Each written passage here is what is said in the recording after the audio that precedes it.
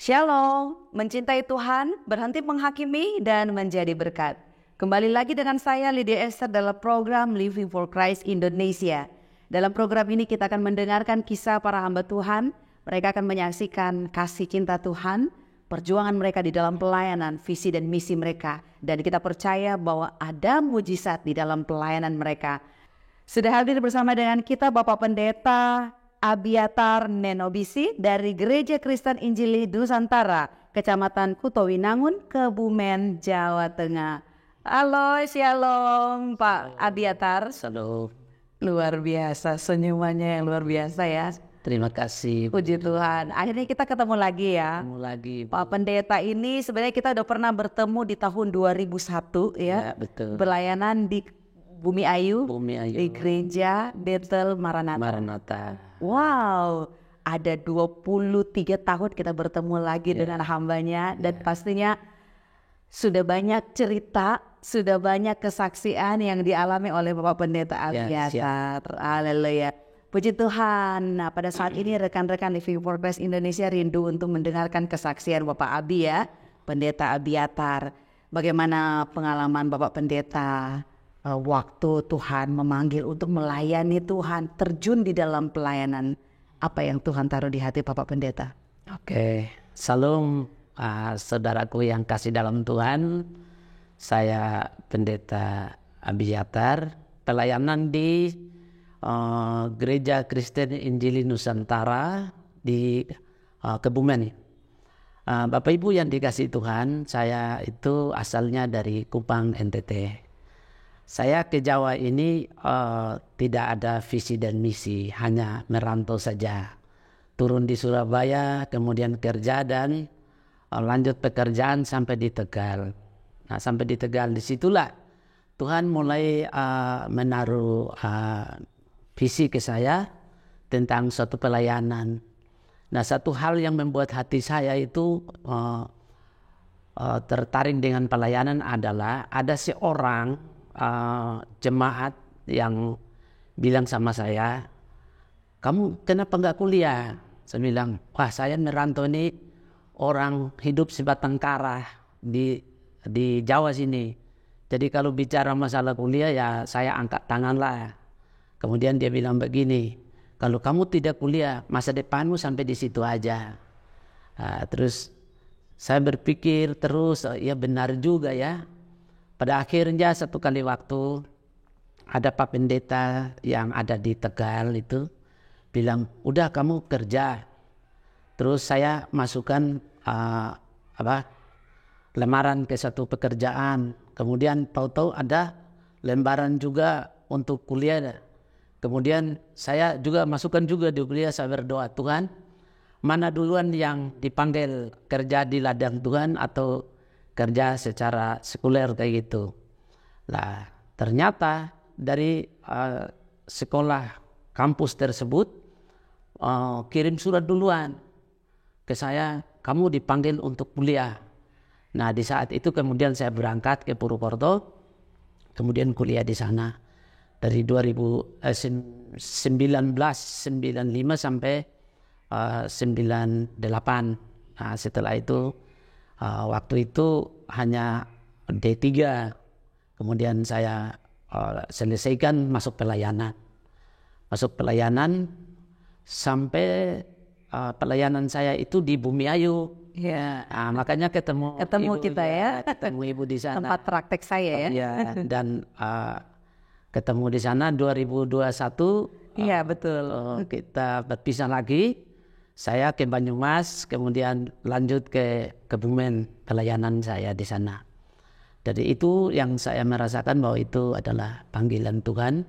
Di dalam susah duka, di dalam perkuliahan, sampai pelayanan saya buka pos PI di Banyumas, kemudian pelayanan di sana dari nol, kemudian over lagi ke Kebumen, buka lagi di sana sampai sekarang. Sampai sekarang. Iya. Tapi di Banyumas masih tetap berjalan atau bagaimana? Di Banyumas itu tetap berjalan, ditangani oleh adik saya. Oh ya. Dari waktu itu saya kakak kelas, dia adik kelas.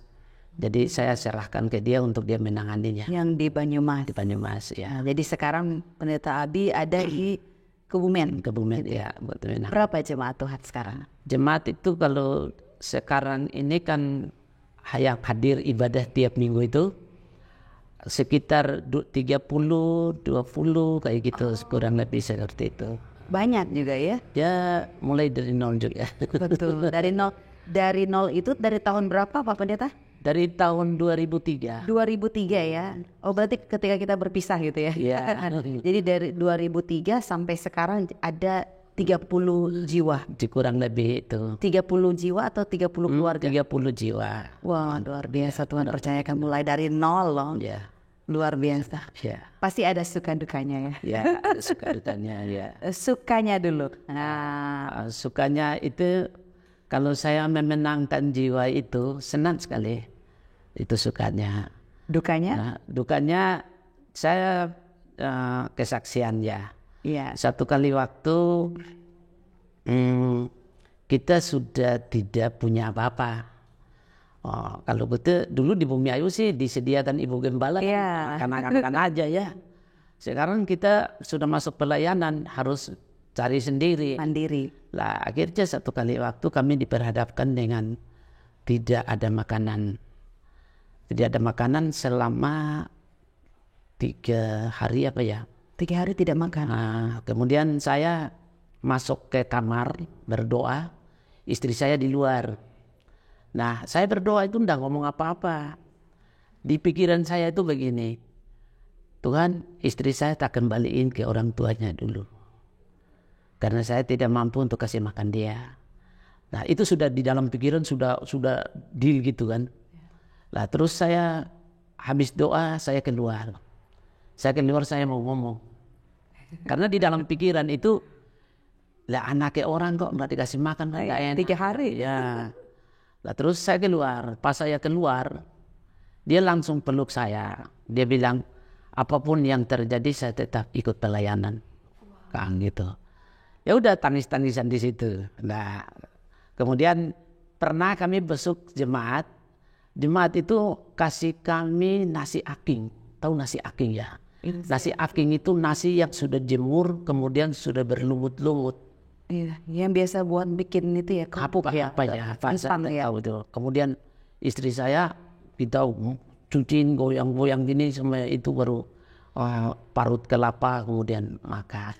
Nah, dan puji Tuhan setelah itu kemudian malam sorenya kami ada syukuran jemaat dari tempat saya ke tempat pelayanan itu. Tempat jemaat itu kurang lebih 12 kilo. Kita 2 ke sana. Nah, kebetulan pada waktu itu ada jemaat yang anaknya itu titip ke saya 2. Dan harus menghadapi situasi seperti itu dengan jemaat itu. Pada waktu itu kemudian jemaat itu kita makan ya. Sudah makan, habis syukuran makan. Habis makan terus jemaat itu, ini Pak Abi ada nasi sisa nih bawa. Nah, wah saya berpikir udah kalau orang 4 ini kan bisa makan malam kan itu 2 hari itu makan. Terus sudah mau pulang dia panggil lagi, ini Pak Abi ini ada beras nih bawa. Wah, itu kasih 15 kilo. Saya langsung saya senang dan mujizat Tuhan terjadi. Saya pulang saya doakan itu beras itu, saya bilang begini, Tuhan cukuplah sudah. Mulai sampai sekarang pasti Tuhan pasti buka jalan terus sampai hari ini. Amin. Tuhan berkati. Wow. Itu susah dukanya di dalam pelayanan itu seperti itu. Ada mujizat Tuhan ya di dalam kehidupan kita. Apa yang membuat Bapak Pendeta Abi bertahan dalam melayani Tuhan? Saya bertahan di situ tuh salah satunya adalah pada waktu saya masuk ke Kebumen itu saya disuruh, bukan disuruh tapi namanya ini pelayanan ya. Melayani si orang yang stres. Orang ya udah tidak bisa sadarlah pakai pakaian. Dan saya pada waktu itu saya punya iman saya sendiri bahwa orang ini sudah ditolak di mana-mana dan bawa ke sini artinya ada rencana Tuhan. Kemudian waktu itu saya bertahan itu ketika kita doakan itu terus semakin hari itu semakin ada pemulihan. Dari yang tidak sadar itu kemudian dididik dia sampai dia bisa sadar dan bisa mau melayani Tuhan. Amin. Itu sampai itu. Dan tahun 2000 berapa kemarin ya, 2002 2003 dia meninggal di tempat saya. Itu. Dan itu yang membuat saya satu kali waktu saya berdoa sama Tuhan begini, Bu. Tuhan, kalau memang saya tidak ditempatkan di Kutu Winangun, Kebumen, Tuhan suruh ini jemaat ini pergi pindah gereja. Saya sampai segitunya dengan Tuhan. Pergi semua supaya tinggal saya sendiri, nanti baru saya pergi. Tak gitu sama Tuhan begitu. Terus apa yang terjadi? Nah, yang terjadi itu gini. Justru saya berdoa malah ada jiwa baru masih. Nah, itu yang membuat saya itu, kalau gitu ada penghiburan. Ada penghiburan, ada sukacita. Jadi saya bilang, oke Tuhan, pokoknya kalau memang Tuhan kasih jiwa yang saya layani, artinya itu kehendak Tuhan, saya harus di sini. Amin. Nah, tahun 2018 saya ada goncangan sedikit, kemudian saya mau tinggalkan pelayanan itu. Saya pergi pulang ke Kupang, kemudian karena ada penawaran di sana, jemaat yang banyak, gereja sudah jadi, saya sampai di sana. Udah, Pak Abi pulang aja, layani kami di sini. Saya bilang bagus juga ini pelayanan ini ya. Ketika saya sampai di sana, malamnya saya berdoa. Saya berdoa, yang ada di pikiran saya begini, walaupun di Kutu Winangun satu orang pun itu jiwa. Yes. Itu yang membuat saya mau tetap melayani Tuhan. Kembali saya bilang, Tuhan, oke saya pulang. Saya pulang dan pada akhirnya saya bilang, oke Tuhan, kalau begitu tidak masalah. Dan saya tertopang dengan saya harus berjuang, harus jualan supaya hidup bikin keluarga dan jemaat yang ada di sana. Sampai hari ini. Wow. Tadi nyicipi itu. Iya, tadi keripiknya ya, luar biasa. Jamur crispy itu. Wah, puji Tuhan, luar biasa sekali. Yang terakhir Pak, 1 menit atau 2 menit, apa yang menjadi kerinduan terbesar Bapak Pendeta saat ini? Boleh disampaikan ke rekan-rekan Living for Christ Indonesia. Oke, kerinduan saya tempat ini begini. Saya hitung secara Alkitabiah, tetapi ini kehendak Tuhan yang terjadilah. Karena kita manusia itu hidup itu kan Alkitab katakan 70 tahun ya. Kalau selebihnya bonus gitu. Nah, saya baru beberapa minggu ini berpikiran kayak ini. Umur saya sekarang 56. Itu artinya kalau 70 tinggal berapa? 14 tahun. Nah, di dalam 14 tahun ini saya hanya berdoa sama Tuhan. Tuhan, sampai 14 tahun ini Tuhan tolong supaya saya berbuat sesuatu sejarah baru di tempat ini, yaitu tempat ibadah permanen. Amin. Karena saya selama ini saya kontrak. Nah, itu yang saya pikirkan sekarang. Kerinduan terbesar saya adalah tinggal 14 tahun ke depan saya harus berdirikan gereja secara permanen. Amin. Yang saya pikirkan adalah jiwa baru yang untuk masuk, kemudian generasi yang ada, mereka harus punya tempat untuk ibadah. Itu yang pertama yang saya rindukan itu.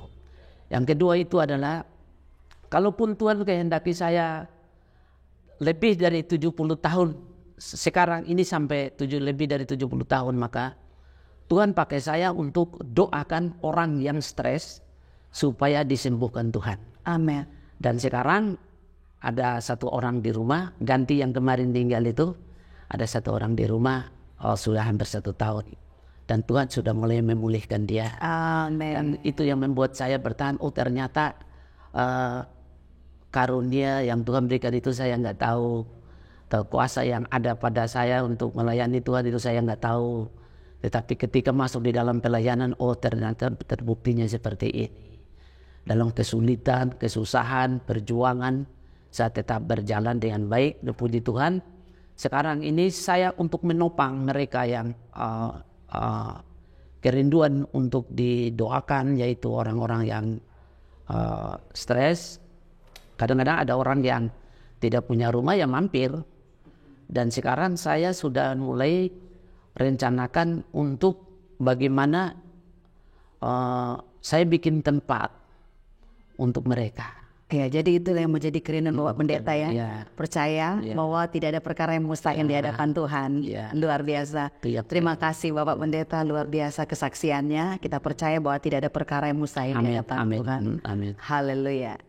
Rekan-rekan Living for Christ Indonesia, kita sudah mendengarkan kesaksian dari Bapak Pendeta Abiatar yang begitu luar biasanya kesetiaannya di dalam pelayanan Tuhan, bahwa kita percaya bahwa tidak ada perkara yang mustahil di hadapan Tuhan. Bagi Bapak Ibu yang rindu untuk membantu pelayanan beliau dan ingin berbagi kasih dan mau terjun di dalam pelayanannya, bisa mengirimkan persembahan kasih saudara ke nomor rekening yang sudah tertera dalam program kami. Puji nama Tuhan, Tuhan Yesus memberkati, maju terus di dalam Tuhan. Shalom. Salam.